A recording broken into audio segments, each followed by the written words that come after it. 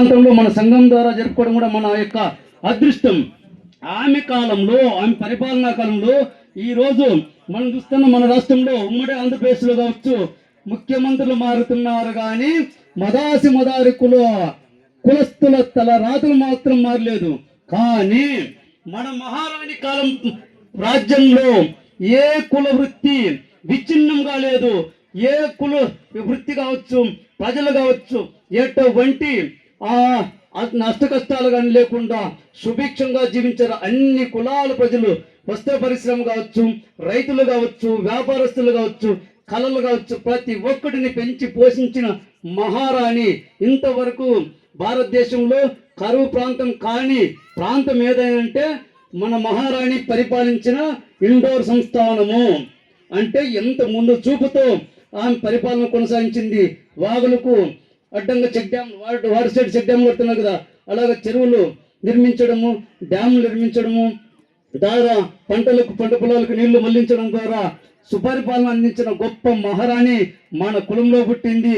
అలాంటి పుణ్య శ్లోక మహారాణి అహల్యాబాయి హోల్కర్ జన్మదిన సందర్భంగా మన కార్యక్రమాన్ని చేసుకుంటున్నాం. ఈరోజు కాశీకి పోయిన వాళ్ళందరూ ఎంతమంది ఉండో చేతులు ఎత్తే ఒక విషయం చెప్తాం. కాశీలో మనం పూజిస్తున్న శివుడు అహల్యాబాయి హోల్కర్ నిర్మించిన దేవాలయమే.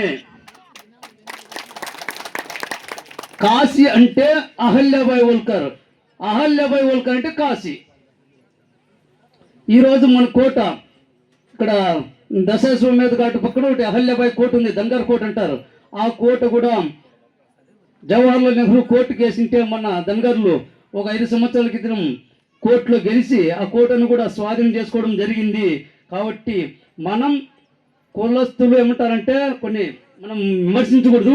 వీళ్ళు మదారు కూడా కులం సర్టిఫికేషన్ అన్నారు. మనము కులం పత్రాల కోసమే కాదు, కుల సంస్కృతిని కాపాడుకోవడం, మన గురువుల్ని స్మరించుకోవడం, కులంలో పుట్టిన మహాత్ములందరినీ వెలికి తీయడం, మన డొల్లులు గొరవయ్యలు ఇలాంటి జోడికి వంటి ఎల్లమ్మదేవి కీర్తన పాడేవాళ్ళని ప్రతి ఒక్కరు, తగరు జోగులను ప్రతి ఒక్కరు మనం ఏవైతే కళలు ఉన్నాయో అన్ని కళలను బయటికి తీసి మన కులంలో చైతన్యాన్ని తీసుకురావడము.